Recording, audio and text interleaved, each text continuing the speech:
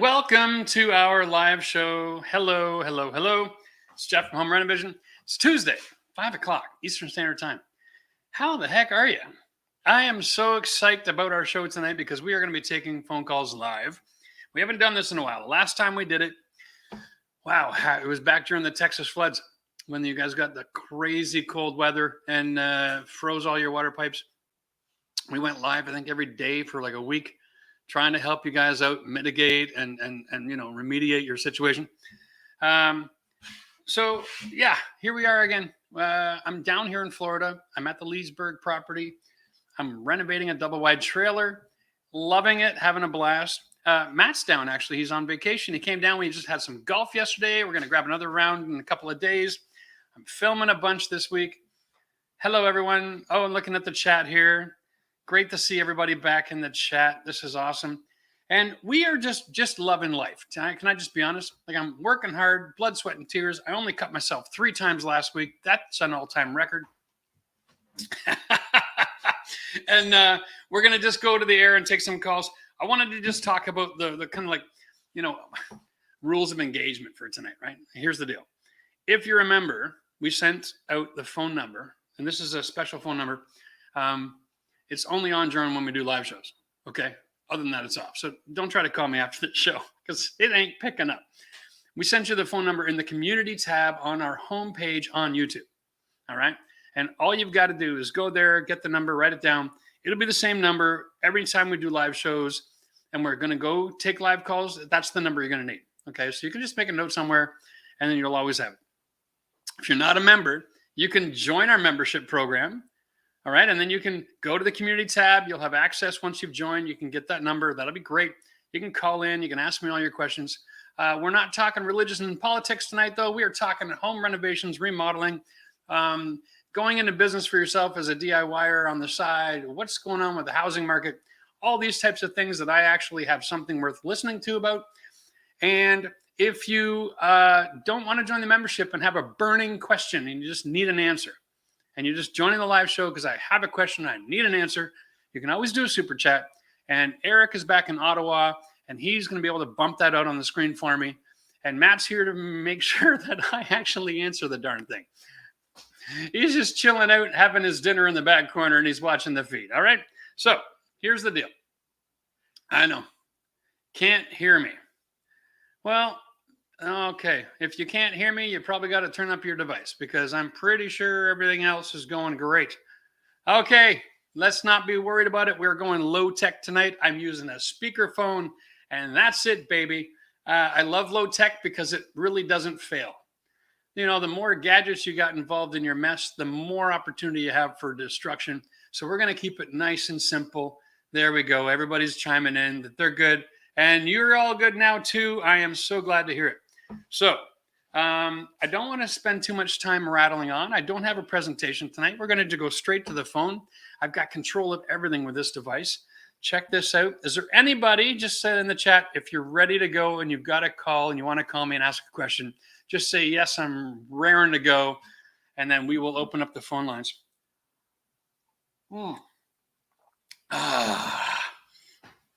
Here we go. One more time. Yeah. Okay. So let's just go. Everybody's just joining into the queue here. One more time. If you're a member, the phone number is in the community tab on the homepage on YouTube. All right. It just got posted, so it'll be there. If you're not a member, join. I mean, the benefits are insane. Where else in the world can you have access to a renovation expert? I'm not tooting my own horn. I just happen to have been working the last 35 years, 80 hours a week in the trenches. I know a couple of things, all right? I can help save you a lot of headache. I'm always learning too, but the point is you don't have to learn by trial and error. You can learn from my mistakes and then just leapfrog off of that. I make a living helping people. It is the best gig in town, all right? So here we go. The mobile home videos, actually, Corey, thanks for checking that out. They just started last Saturday. The first one was about windows. We swapped out a bunch of windows on this property. The next few weeks are all about all of the outside. It's the season, right? Spring, right? Early summer, that's when you want to work outside, get all those chores done. We're going to do the windows. We're going to show you how to use pressure washer. We're going to show you how to paint your siding. We're going to show you how to resize the exterior of your house and change out a window. And here we go. Number one. Good evening. It's Jeff here. Who am I speaking with? Hey, Jeff. This is Avi. Avi, how are you doing, my man? I'm doing great. I love your channel. Well, thanks, buddy. Listen, for tonight, when you got questions, I want to know where you live, how old is your house, and then you can ask me your questions so I can give you an intelligent answer. How does that sound, Avi? Sounds like a plan. All right, buddy. Well, I live in Georgia. The house is about, I'd say about 15 years. And it's got, I'm looking to do a renovation of the bathroom, kind of following what you did on the rustic modern bathroom. Yeah, Avi, can I just have you try to just speak up just a little bit for us? Sure. Is this any better? Yeah, just pretend you're yelling at your kids across the street. Tell them to get out of the traffic. Will do. So the question I have, it's got one of those older bath rounds, feels like it's made out of metal. Yep. What's the best way to demo one of those suckers? You've got steel framing in your bathroom and you want to know how to demo it? Yeah, I guess. It's like a whole tub enclosure. Okay. It's just a bathtub. It goes, I don't know, up to about 5 feet. Okay. So wow. Okay. So if you've got it's what we would call, it's cast iron. Okay. And so cast iron is the issue. Cast iron tubs, you can actually go down to the hardware store and you can buy a cast iron blade for a reciprocator. And I think that's call waiting. Oh my God, this is going to be a problem. Anyway, bear with us, guys. If you buy yourself a cast iron blade for your reciprocator, you'll be able to cut through that like a hot knife through butter, Abby. All right.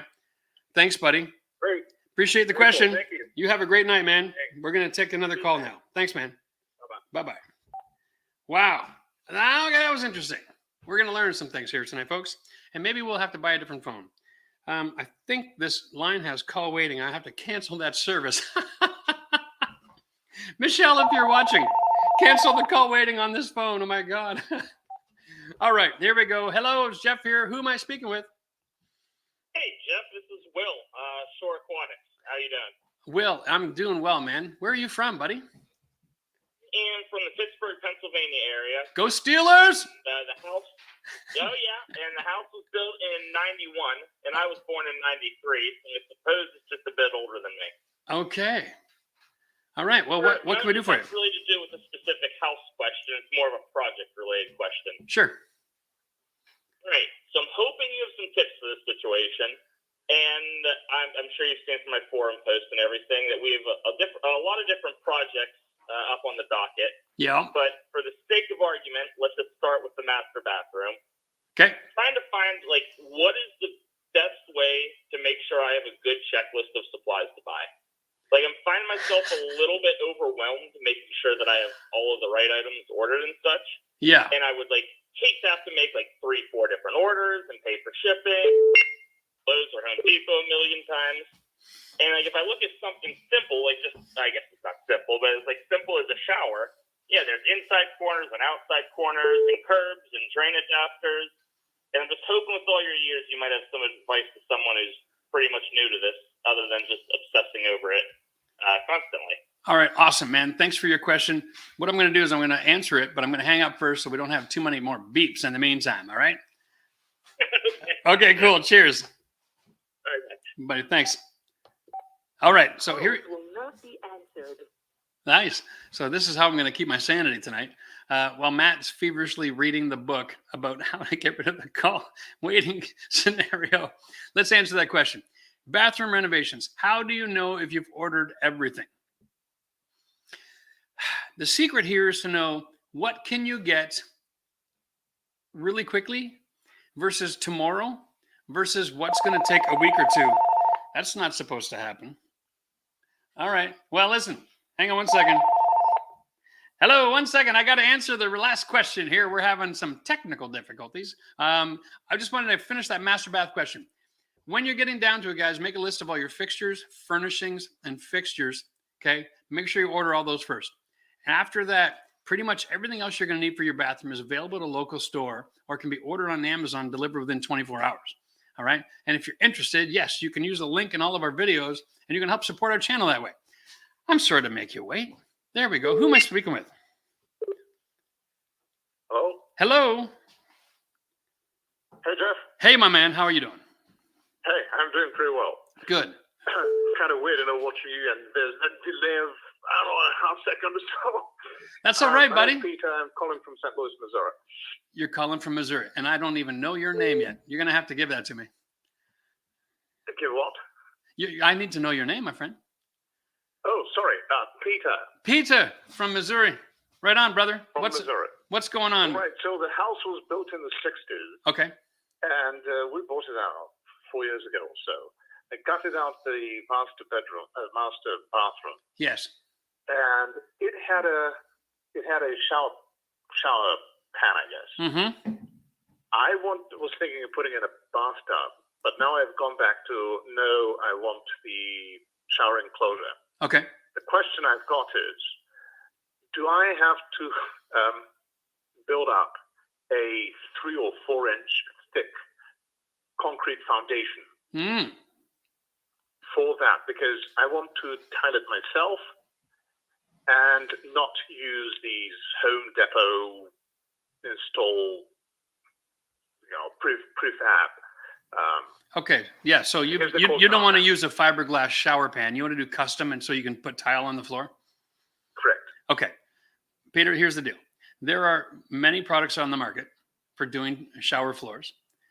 Most of them have some form of a pre-slope pan that's made out of some form of foam. Okay. All right. These secrets are really simple. As long as you've got 5/8 OSB or plywood on 16-inch on center, 2x10 floor joists, you don't have to do any buildup. The combination of thin set with all of those pans provides enough strength against deflection so that you can tile the floor. Now, having said that, those product claims are a little suspect, aren't they? And so as a homeowner, you might want to add a little bit extra plywood. If you're going to be tiling your floor, you're going to go to 1.25 inches altogether. So if you're going to have 1.25 inches outside the bath, just bring it all the way in. And then you don't have to worry about it. It eliminates all the fear, and it's only 15 square feet of extra wood. Does that make any sense? Does that help you, Peter? I'm sorry, Jeff, you cut out the last 4 or 5 seconds. Okay, so what you need to do... You said bring it all into the bathtub.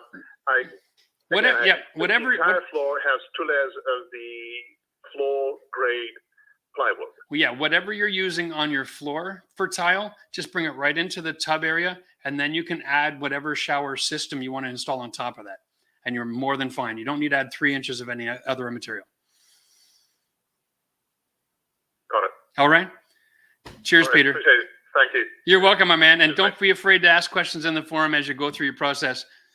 Next up on our video series, after we're done all the outdoor stuff, Peter, we're doing my master bathroom here. Okay, so maybe we'll catch up to your project and help you out. Have a great night, buddy. You're amazing. Thanks. Cheers, buddy. Bye-bye. That's a lot of beeping and it's driving me nuts, but that's all right. We'll get through this, okay? Hello, it's Jeff from Home Renovation. Who am I speaking with? Hey, Jeff, this is Caden. Caden, how you doing, my man? Good, how about you? Good, man. Where are you from? Wisconsin. Wisconsin. All right. How is the weather in Wisconsin this time of year?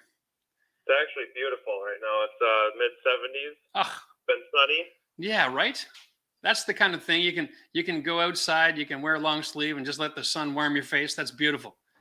Dude, Yeah, it's about the only time of the year Wisconsin has good weather. it kind of reminds me of Ottawa. Oh, yeah. We're neighbors. Right? There you go. So what kind of house you got, my man? I got a house from 1949, and I'm looking to replace some of my windows. They're the original windows, wood, and I watched a lot of videos on YouTube already, I think including some of yours on how to do it, but I'm just worried about waterproofing and making sure I keep the water out, but also how I can let water out that might still get in, like what kind of products I should use and things like that. Okay. I get it. I totally get it. So here's the deal. What is the facade on your house? Is it aluminum siding or is it brick? It's brick. It's brick. Okay. Now, that's all I need to know. We're going to handle this really good right now. Guys, when you got brick on the outside of your house, you want to change your windows. You really are changing your window on the interior of whatever that brick framing is. And there's always going to be a little bit of wind-driven rain that gets in behind the brick up through the soffit area. and that'll come down the wall, and it'll hit the top of your window, and then what? That's the $1 million question, isn't it? Then what? Now, water that comes down that wall behind the brick is not wind driven anymore, so it's static. It's just looking for the easiest way to get out. Okay, so I want you to think of it this way: if you live in an area and you get 10 serious rain events that push water behind your brick every year, when the water comes down and hits the window, when you put in a new window, all you got to do is put in that spray foam seal around the window, and you've created a barrier so the water would rather travel outside than inside. Now, at the very bottom, before you switch out your windows, consider cutting through a couple of the nails and take that 2x4 and just put 1 degree slope on it. Okay? Feel free to put a little bit of some weatherproofing tape or something on there. There's lots of flashing tape out there for windows. And all you got to do is just divert the water back out again, because at the bottom layer of the brick, there's little weeping holes where excess water can drain out. The worst case scenario when water gets behind brick is the house, the framing, the OSB. It absorbs a little bit of moisture, all right? But that's okay, because the airspace between the brick and the house itself, the OSB, is going to help to dry that relative humidity back out again. So 10, 15, 20 weather events a year, it's not going to have any long-term effect. What you're trying to do is mitigate the water from coming in contact with your drywall and like bubbling your paint or taking some drywall peeling. And that is the secret. Just use the spray foam, use a thin layer first, let it set up for a couple hours, and then spray it again to really build it out. And if you can put a 1 degree slope towards the outside on the bottom sill, that'll save your bacon. Does that help you, my man? That does help so much. Really appreciate it. Been a long time member and big fan of your channel. Thanks for all you do. Hey, appreciate it, man. Thanks for everything you do. Without your members on this channel, we wouldn't be here. So we just love you guys. All right. You take care. Awesome. Take care. Cheers, man. All right. Well, there we go. Another sassified customer. Oh, my goodness. Listen, if you're just joining the live stream, if you're a member, and I see John in the comments, and I haven't heard John phone yet. Dave's in there, but he hasn't phoned yet. Listen, if you're a member, you can reach us. Just go to the community post on our homepage. We have the phone number there for members only. If you're watching this video, you can chat away. If you got a question, feel free to super chat. We can answer it for you. If you don't want to join the membership program, I understand. No big deal. Not going to hurt my feelings. But if you are a member, this is the only place on the planet where you have access to a third party who isn't going to lie to you because they're trying to steal your money. What else can you want in life, eh? Hello, Jeff here. Who am I speaking with? Hey, Jay. Jeff, it's Dave from Ottawa. How you doing? Dave from Ottawa. Dude, I'm good. You're in the West End. I'm in the East. You're in the Orleans, or are you out Rockland or I'm Navan? in Orleans. You're in Orleans. Nice. Well, Dave, tell us about your house and ask me what's going on. I'm going to build a multi-level deck around my pool. Okay.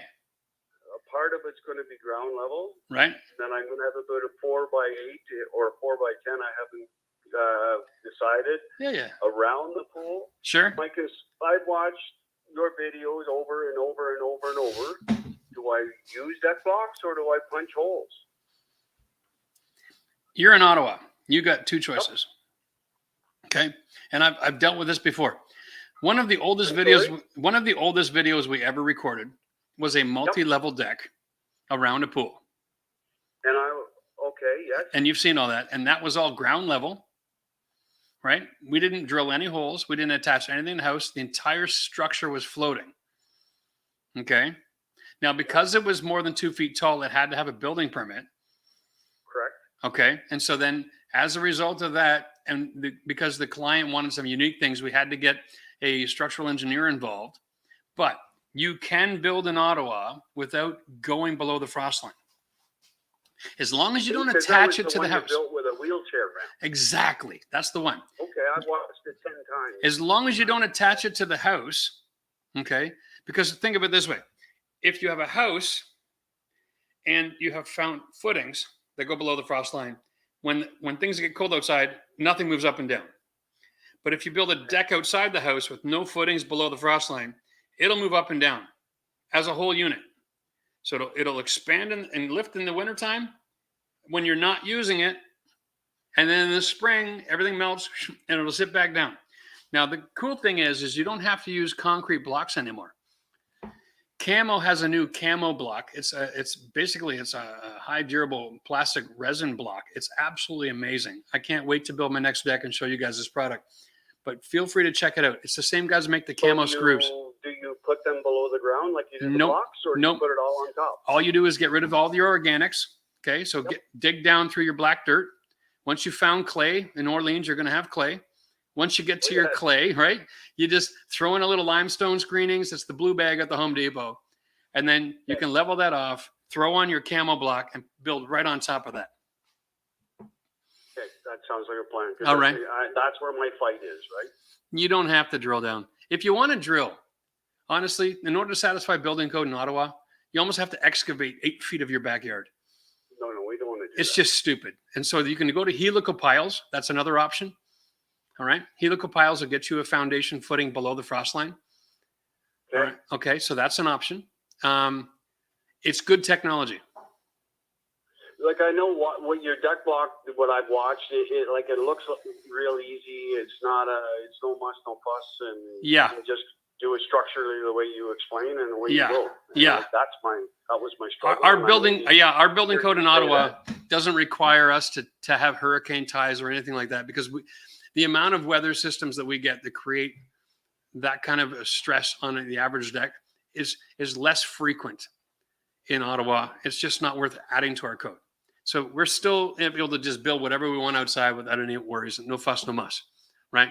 But just get rid of the organics, because organics freeze quick and inconsistently, and then they rot. And so things will settle inconsistently after the rotting system happens. So let's say you have 2 inches of organics here, but at the bottom of the deck, you've got 3 inches of organics. You build it level. 5 years later, the whole deck is sloped because you've rotted out the organics and it's washed away. Okay. So that's the only secret. Excellent. All right, my man. What I needed to know. No worries. That was easy. You got this. You got this. You can build your own deck, and you can do a $30,000-$40,000 project probably for $6,000 or $7,000. Yeah, the size of the deck that my wife wants, yes, it's good. It's closer to 40. That is awesome. Okay. We're prepared. There you go. Well, listen, don't worry about it. Just to make sure you find clay before you start building, and everything will be all right. That's exactly what I'll do. Thank you very much. You're welcome, my friend. Thanks for the call. All right, cheers. Well, there we go, folks. That's just the truth. There's different rules about building decks in different climates. All right. In Ottawa, we don't have problems. Different places, you got different weather systems, right? So down here, like example in Florida, I know if you want to build a deck down here in Florida, you pretty much got to have it anchored, because you do get high winds. And nobody wants to be sitting in their living room during the middle of a storm and have someone's 800 square foot deck come flying through their window. That just doesn't make any sense. Anyway, oh my goodness. There we go. Well, it is almost 5:25. Man, oh man. Do we have any questions that are in the chat that I can jump into? And we're waiting for another phone call. Listen, if you're just joining us, guys, it's members only on the phone.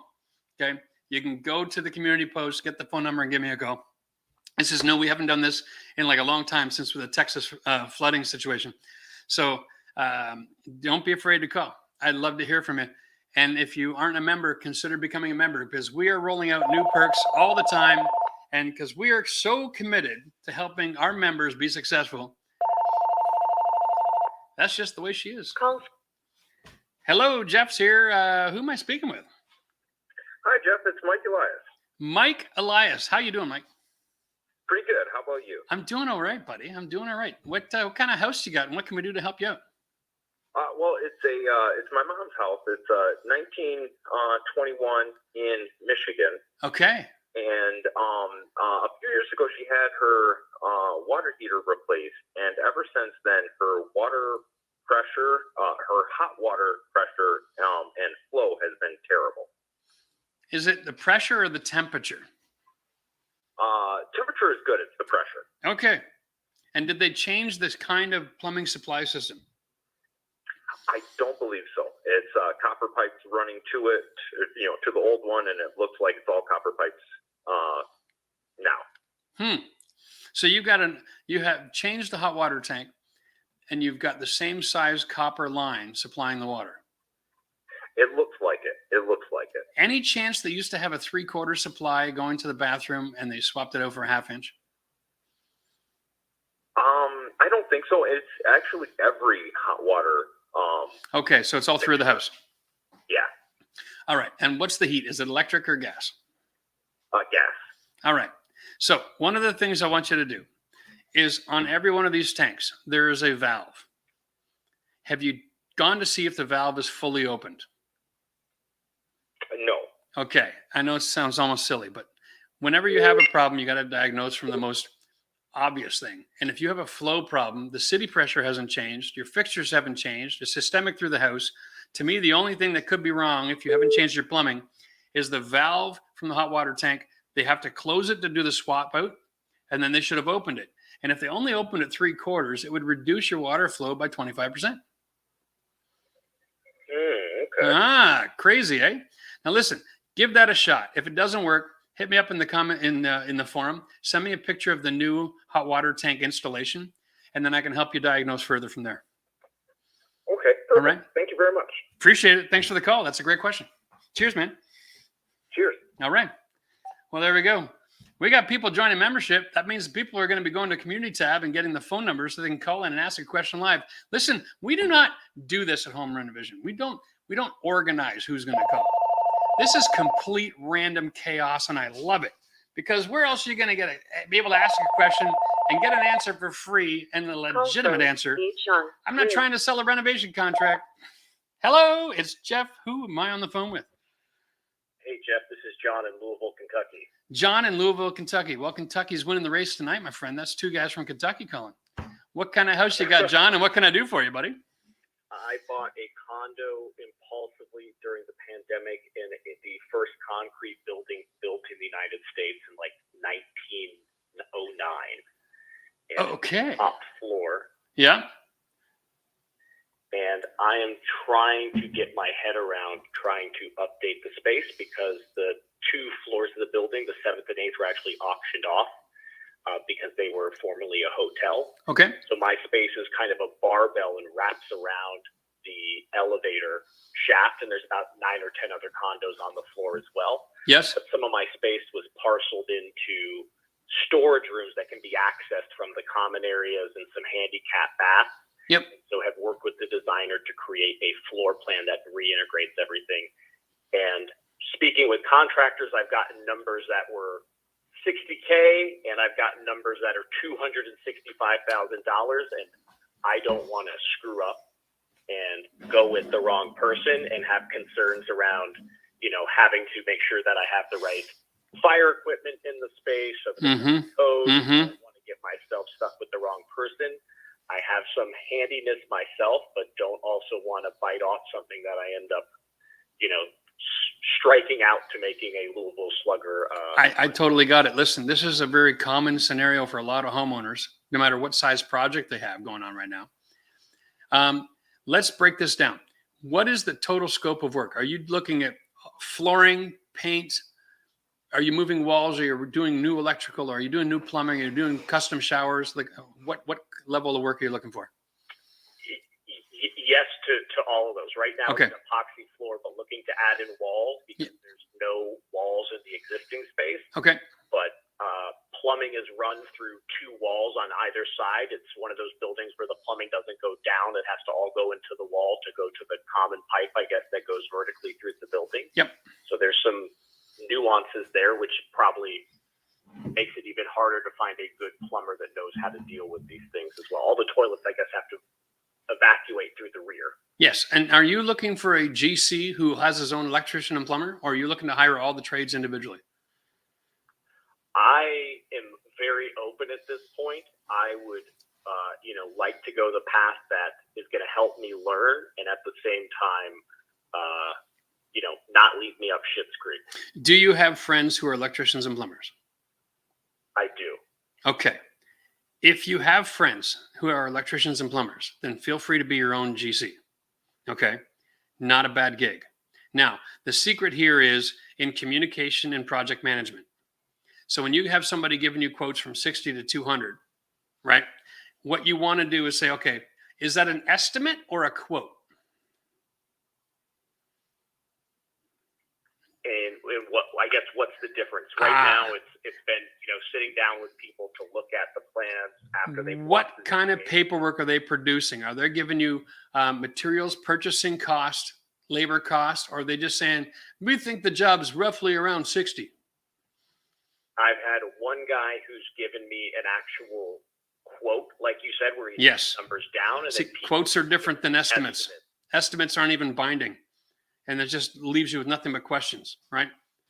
Estimate is like saying, hey, in my experience, I can do it for 60. And in the truth, it's going to be 180. You don't have any clue. You don't have any control. And you would want to do is get quotes. So what you want to do is break down your scope of work, get legitimate quotes, and then compare those quotes. And people that don't quote don't want the job. Okay? Don't be afraid to say, hey, this is a good job. I want quotes. And if you want to have peace of mind, don't be afraid to pay a little bit for each of those quotes if you want 3 quotes, because it takes time to put that together. For sure. Right? Now, once you've got 3 actual quotes from 3 actual contractors, and you have your own electrician and plumber, and you then are in the driver's seat, then it's all about management. Then you can say, okay, here's how this works. You're going to have this responsibility. You got to negotiate. Who's in charge? Who's making who's running the show? Are they willing to be subjected to you playing GC, right? All of these questions are going to come up. Or are you going to say, you be the GC, but you're using this electrician and this plumber? That sometimes is easier to do because your friends are going to be pros and they're going to know how to deal with GCs, okay? And I would think that would be your best bet.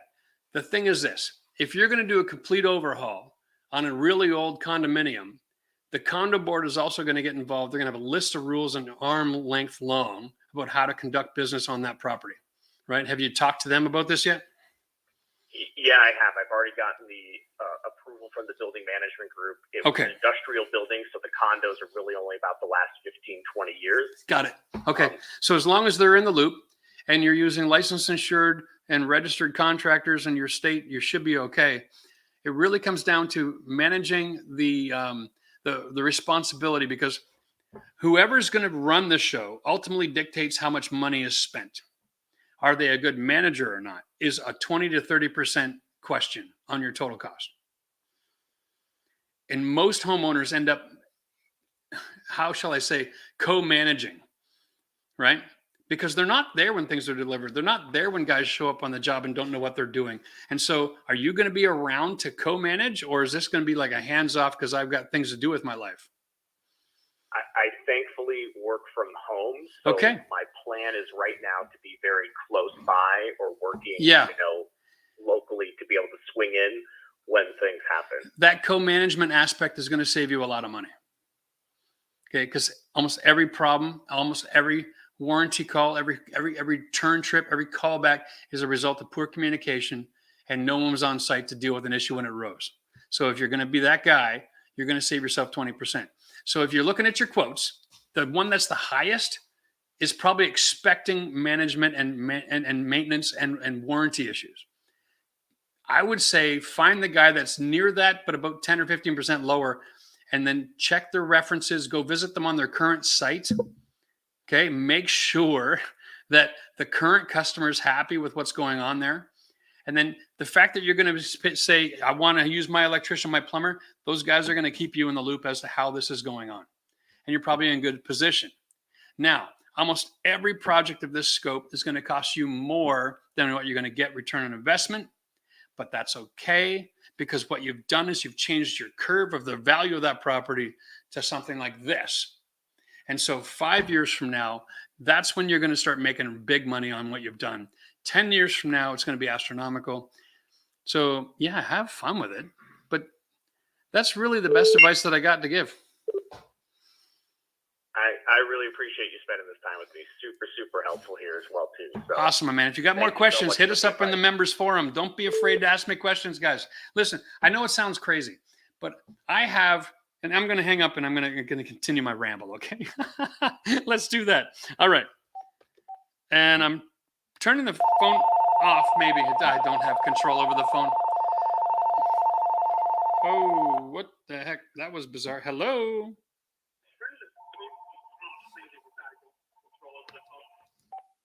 Hello, that's not working. We're having low-tech issues. What I was going to say is I've got in place a CEO. I've got a channel manager. I'm hiring staff here. We got 10 employees at the Home Renovation DIY crew, guys. Okay. All I do is answer questions and renovate now. I don't have to do nothing else. That's me in the member form. All right. Cheers. Hello, Jeff here. Hello. Hello, how you doing, Jeff? I'm doing good. Who am I speaking with? You're speaking with Kenneth. I'm calling from New Jersey. Kenneth from New Jersey.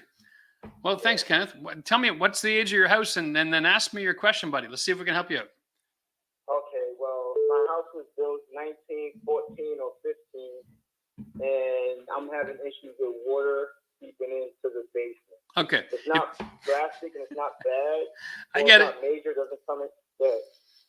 So up in that neck of the woods, if your house was built in 1914, it was built in 1913, 14, and 15. It took about 3 years to get the job done, right? All right. Right. So here's the deal. Are you on a hill, bottom of a hill, top of a hill?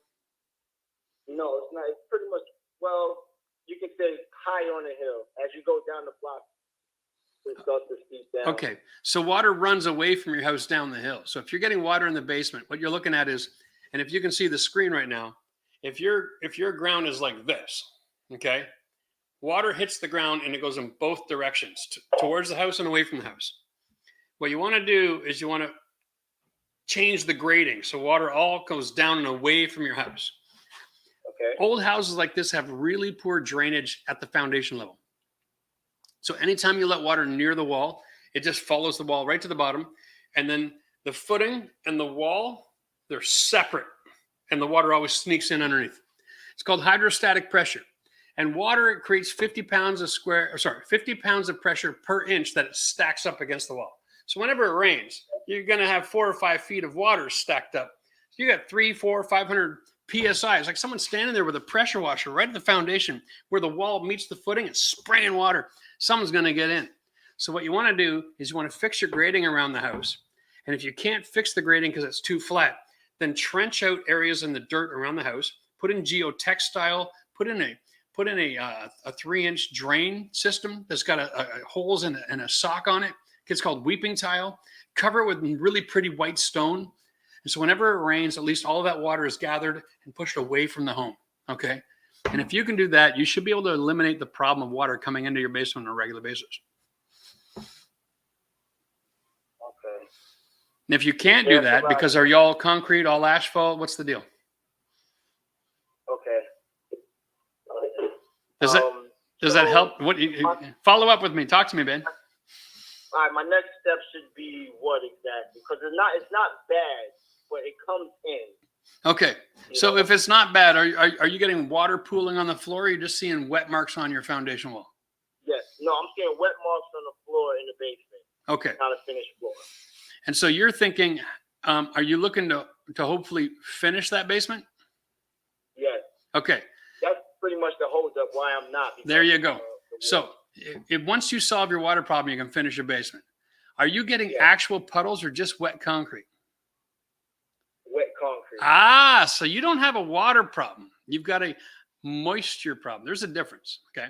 If you don't have standing water, what you have is high levels of moisture on occasion. So what you want to do is put in that subfloor system with an airspace between the subfloor and the concrete. And then at the foundation wall, you want to put on rigid foam with dabbed, like big, thick dabs of sealant to stick that on. So it maintains the airspace under and then up the wall.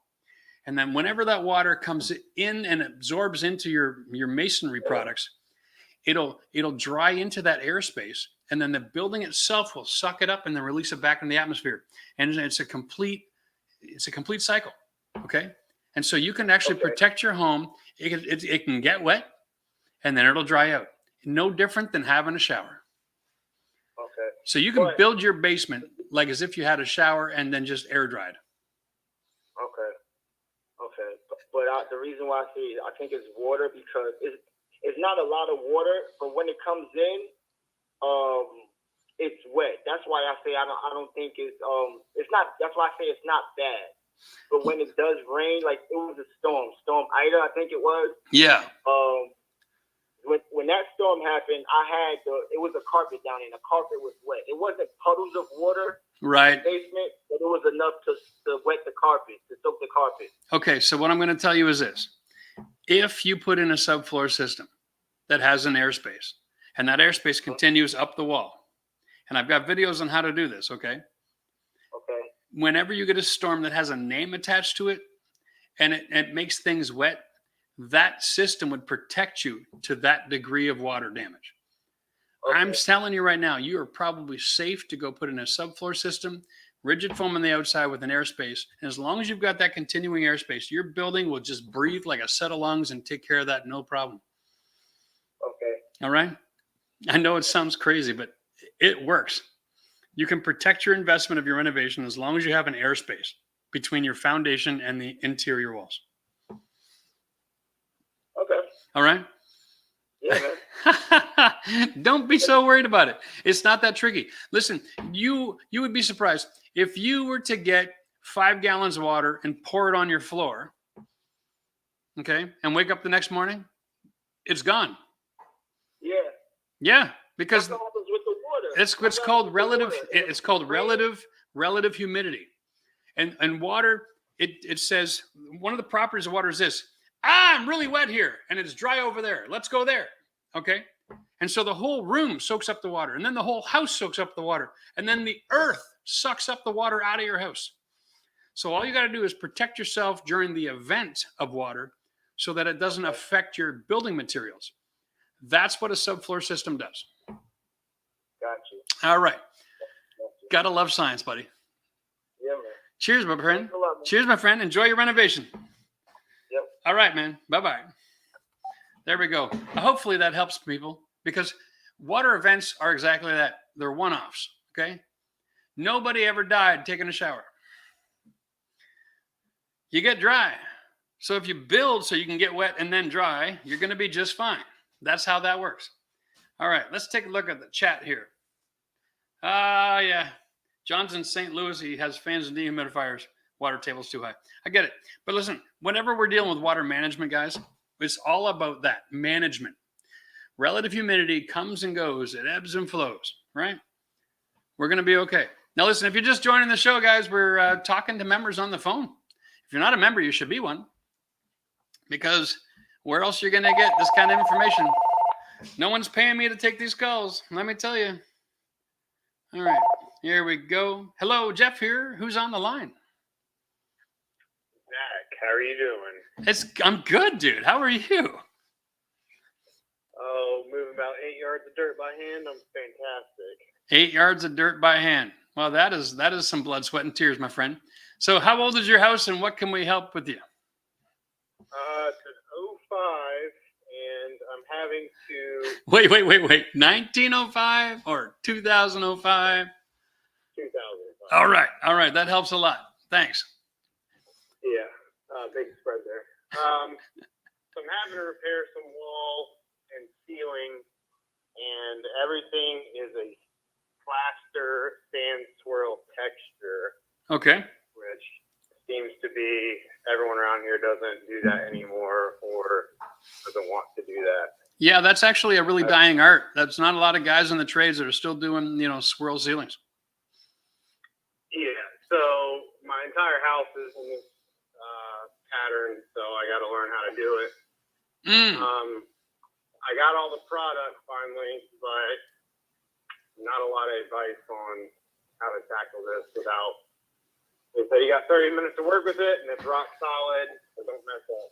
Yeah, that's pretty much the rule. So what you're going to want to do is buy yourself a sheet of drywall. Okay, stick it up against a wall on the floor.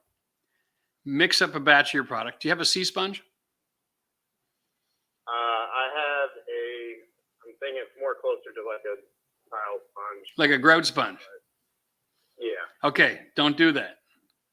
All right. Okay. I was on a job, and I had two 70-year-old, maybe 5'2" Italian guys on a scaffolding doing a swirl ceiling. And I stopped what I was doing, and I just studied them for 2 hours because I wanted to know what in the heck, right? So they were on a scaffolding rig with wheels. And the guy in front, he would apply the plaster, and the guy in the back of the scaffolding, he just did the swirls. Oh, for 4 hours, and they knocked off almost 500 square feet. It was absolute textbook. But the technique that they used was with a sea sponge, not with a grout sponge. All right, so I want you to go and grab yourself a sea sponge.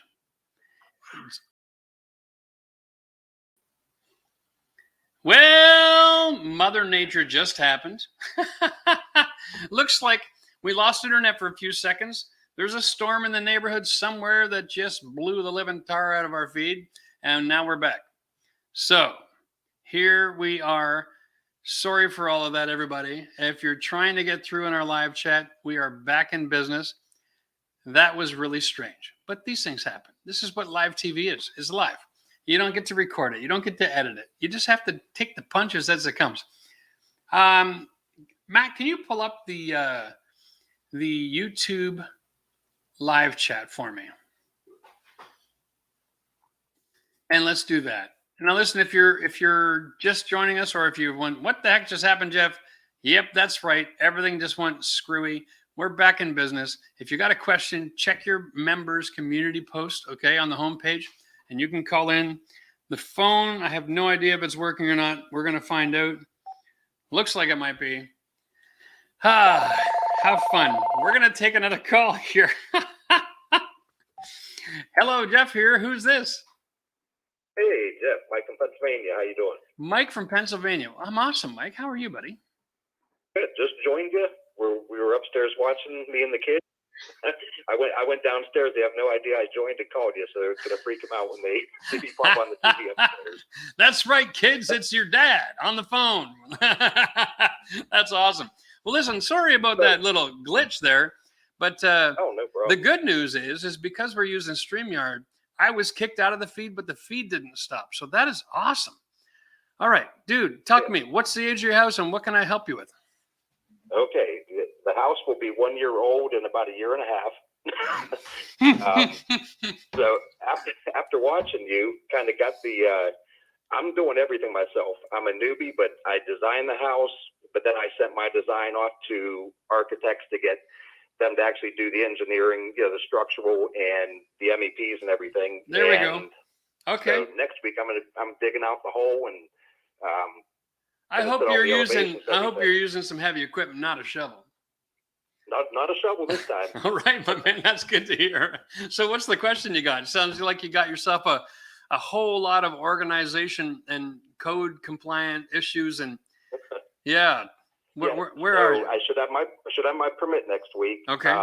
So after I dig it out, I'm wondering, after I dig out for the footer, what is the first step just to get the footer in and get prepared for the plumbing? Well, here's the question. Okay, where are you again? You're up in Pittsburgh? Yeah, well, just north of Pittsburgh, yeah. Just north of Pittsburgh. Okay, so you guys are going to be 4-season climate, and your plumbing needs to go beneath your footing. So the first step you do is you call your plumber, because you've obviously contracted somebody to do the plumbing. I'm going to do everything that I possibly can myself. You're going to do as much as you can yourself. Okay, your plumbing goes under the footing. Yes. Okay. You might want to find that there's a benefit to doing your plumbing before you start pouring any concrete. Okay, that was the plan. Yeah. Okay. So if you run your lateral pipes before you pour your footing, it'll be incredibly beneficial. And if you're going to put in a 4-inch lateral pipe, consider a 6-inch sleeve over your pipe so that it's not under the weight of that concrete pour. Okay, because then you can protect it. Get a Schedule 40 pipe in there for sure, okay? Because it's a lot stronger and it'll resist the weight and bending. Because you don't want to have dips. That's all. Whenever you got a lateral, you just don't want the dips. That's really the key. So then once you got that, you can pour your footing and then you can connect all the dots inside your building, right? If you're going to run all plumbing yourself. Is there any stone or anything that goes under the footing? Oh, what kind of soil are you dealing with? Clay.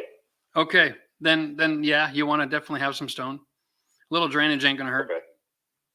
Right, it'll help you level out too. Okay, I didn't know if we'd have any problem with sinking. with the weight. So, I think the stone may help with that. I wasn't sure if I needed it though. Here's the thing: when you're dealing with clay, you're dealing with an environment where your structural load is directly transferred into something that's below the frost line, right? So, wet or dry, clay is going to give you lots of support. It's just nasty to work in. Yes. Right? Now, I have not done an abundance of foundation digging in my life, just to be totally honest with you. But I have managed and been on sites of many a renovation where we've done additions in these environments. And one of the benefits of adding clean stone before you pour, is the fact that you're working in clean stone. If that helps, right? So, oh, trust me, yeah, the driveway, before we got stone down, we had to wait till it was dry for 2 or 3 days before we could get up the driveway. Right. Okay. So, have you ever watched the Stud Pack channel? Which channel? Stud Pack. Stud Pack, no. Okay. I'm going to encourage you to go watch. They are starting a build in Texas, and they've got different soil conditions than you, but they are adding an addition to their building on permit, and they had to do a bunch of crazy things, but they've been digging for footings, trying to pour a monolithic slab. The last 4 or 5 episodes of that are going to be mind-blowing, changing for you, and they're going to maybe help direct you into the proper course of action, because they ran into heavy rains. They ran into plumber first or slab first, or do we dig a trench? And so all of that, the first time they ever did that kind of a project, all of that experience you can get for free just by watching 2 or 3 videos of them playing in the dirt. Perfect. All right. And they're a great bunch of guys, and they bit off more than they could chew. And that's awesome. And they're going to just take it on the chin and learn from it. And that's fun. But that's the kind of experience I think that is going to help you tremendously, to help guide and guard you from having the same kind of problems. Yeah, I saw you said the newbie could remodel a bathroom, so I figured why not build the house around the bathroom first, right? Well, like this, there's no wrong answer. Anyway, dude, thank you so much for the call. Cheers to Pittsburgh. I hope your project goes well. Once you got a foundation, everything else that you're going to do is something that I have got personal experience doing. I just never was part of a concrete foundation pour. Well, I tell you what, the kids and I love your channel, and you got me there. But thanks, I appreciate that. And there's just like I love the fact that I get to make a living helping people out, and so hopefully we can help you out as you go through your building process. But if you want to see a concrete pour in action and all of the things that can go wrong, it'll help you a lot. Weather is a big issue, so hopefully the weather will be polite to you and give you some nice dry weeks while you're working on your foundation, and you can get all that done in good time. We're hoping for that. Thanks again, Dave. All right. Cheers, my friend. Talk to you later. Yep. Bye-bye. We got a super chat here from Jeff Cox. Renovating. Can I use a mobile home skirting for my carport ceiling? Can I fit them with vinyl trim? Sure. Why not? You can use anything in your ceiling. Mobile home. Doesn't matter. Well, we don't need to let the information out. Hey, it's Jeff here. Who's on the phone? It's Brad from South Carolina. It's who? Brad from South Carolina. Brad from South Carolina. Okay. Oh, man. What a gig I chose for myself tonight, eh, Brad? Like, am I crazy or what? Well, I haven't been able to watch much of the show. I just got off work. Did you? Okay. That's cool. Well, we had a storm. We lost our signal. We're back up and running. So I'm glad you joined us. Brad, what can I do to help you out, man? How old is your house and what's your question? So it's like a 83 mobile home. Mm-hmm. So since you started doing the mobile home, I was wondering about the permitting process because I know it's a temporary structure.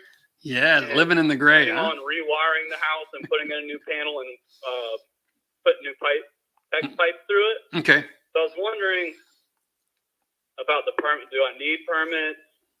Like, because I know it's built to HUD code, not the building code. Yeah, you know what? It's here's where I land on this. what I'm doing with my mobile home is I'm trying to follow county building code permit rules so that I avoid doing something that's going to cause me issues down the road. You understand what I'm saying? Yeah. The best thing you can do is call up your local building office, because these folks are awesome. They're on your, they're like on your team. Okay.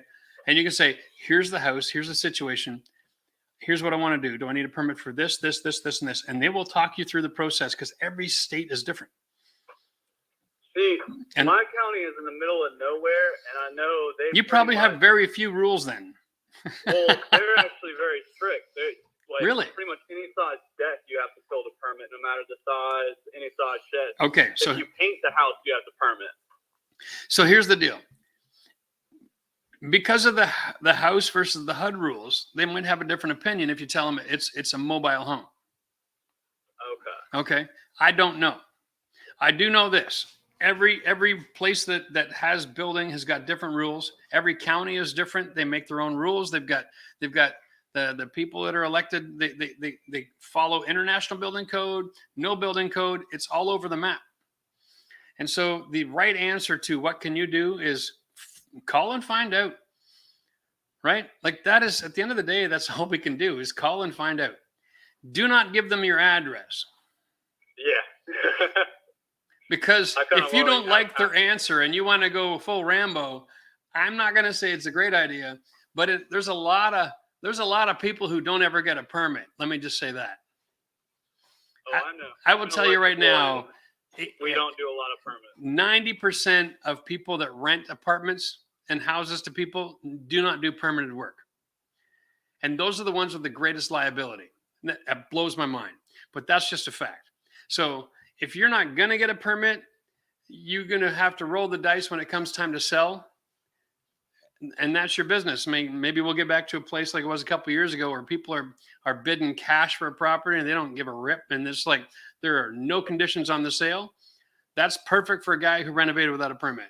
But if we never get back to that, people who renovate without permits, well, all they got to do is ask the city, hey, I see a new hood fan in that kitchen. Did he pull a permit? And if his city says no, he says, well, he must have done all the electrical without permit. I'm not living in that death trap. And they're going to go buy somebody else's house. So that's the yin and yang of the renovation world. Okay. Right?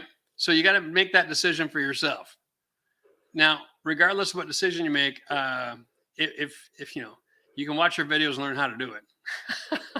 Oh yeah. That's just the deal. But I encourage people to get permits, because the real estate market is such that you have more to lose if you don't than you have to lose if you do. Permit officers are your friend, and if you do something dangerous and stupid, they can help correct it, right? And I called in the other day and I said, hey, I want to switch out my hood fan in the kitchen here, and they said it's $100 for the electrical permit. I said, okay, what if I want to switch out the hood fan, do this, this, and this, and this, and this, and this, and this? They said it's $100 for the electrical permit. I said, fine, I'll call back when I'm ready to do all the electrical. Yep. Right? Because I'm not going to pull 5 permits over 5 months. I'm not an idiot. Yeah. Right? So don't worry about it. Most permit processes are pretty simple for homeowners. You guys can make a drawing on a napkin and then just move on. Okay. It's not that tricky. Like, you don't have to get architects and anything else involved in the majority of the work if you're remodeling. If you're renovating, if you're changing walls or you're changing the structure, then sometimes you got to get professional drawings. But for the most part, dude, it is just about informing them so they can come and inspect, make sure it's safe, so that someday when you sell it, you're not going to kill somebody else's kids. Yeah. Yeah. That makes sense. And that ain't a bad gig. And so they'll work with you and they'll help make sure that it's safe. All right? All right. All right, my friend. One more thing, Jeff, before you hang up. Yeah. When are you going to run for presidency, Jeff? So here's the deal. The best I can do is Speaker of the House, because I'm from Canada. Well, I'm going to hold you to that, Jeff. All right. Fair enough, my man. Cheers. In the meantime, we'll just keep helping people live an independent life so that they don't have to depend on the system and they can become independently wealthy. Yep. Cheers to that. Cheers. All right, brother. And Jeff, for president, can you imagine? Vladimir Putin has never been so afraid as that concept. All right. I'm just playing. I don't know nothing about politics. Vlad's probably a great guy, although he still walks like he's ready to pull a sidearm off of his hip. Anyway, let's take another call.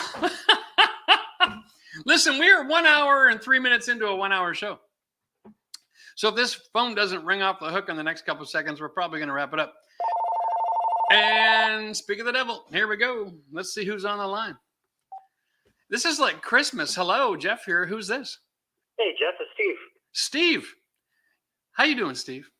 Not bad. Good, man. Not true. Well, has it been difficult? Oh, I just got voicemail a couple times. Really? Okay, so there's a few people trying to get through. That's good to know, Steve, because, you know, we're trying our best to help people. And at the same time, I'm standing here, and it's a taxing ordeal to stand still for an hour. Dude, what's the age of your house, and what can we do to help you?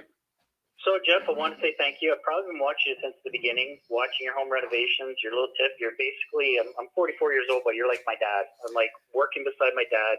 Wow. I really love the way you explain things. That makes me very inappropriate at 9 years old, Steve. So, one of the things I wanted to ask you was, I called in last week, or what you get the summer on, basically about, I had a slab in my backyard. I'm building a 16 by 10 shed.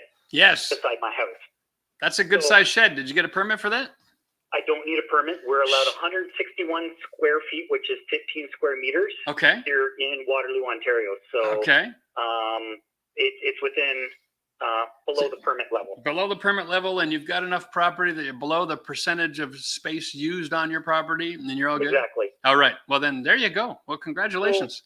So I cut the end of my laneway, which was an asphalt laneway, and I just trimmed the very end of it square with a diamond tip on my circular saw. Yep.